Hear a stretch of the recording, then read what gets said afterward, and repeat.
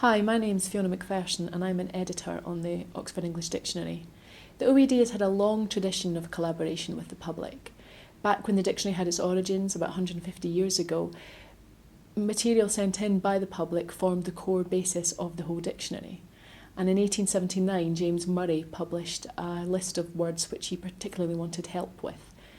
Although we've had much more access to more resources since then, we still carried on with this tradition, most recently in the last decade or so, when we collaborated with the BBC in the word hunt on balderdash and piffle. While it's true that we can access so many more resources now, remain many things which are not yet been digitised, so we can't possibly have access to that kind of thing, and that's where we're hoping that the public can help.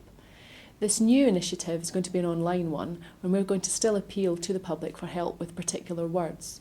Most commonly, they're going to be earlier examples of words where we're sure that the evidence must go back further than what we have. But it may also be words which we're looking for later evidence for, because they maybe are running out of steam, or they're going to become obsolete. And sometimes it might be to do with the word origins.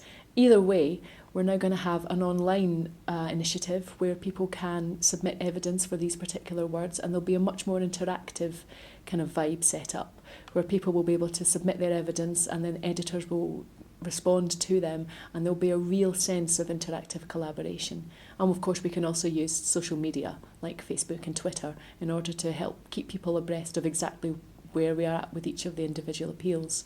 So an example of the kind of thing we'll be looking for help with might be something like Bellini, the drink made with champagne or Prosecco and peach juice.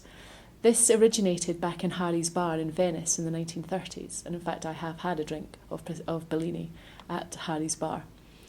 It was named though in 1948 after the painter Giovanni Bellini, but our earliest evidence isn't till about 20 years later in 1965. So what happened in those previous 20 years? Why can we not find any evidence for it?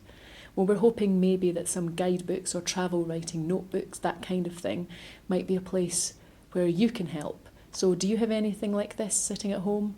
If so, maybe there's an example of Bellini in there which would help us. Or the word disco is another good example. In 1964, in the summer of 1964 in the USA, this word really seemed to come to prominence.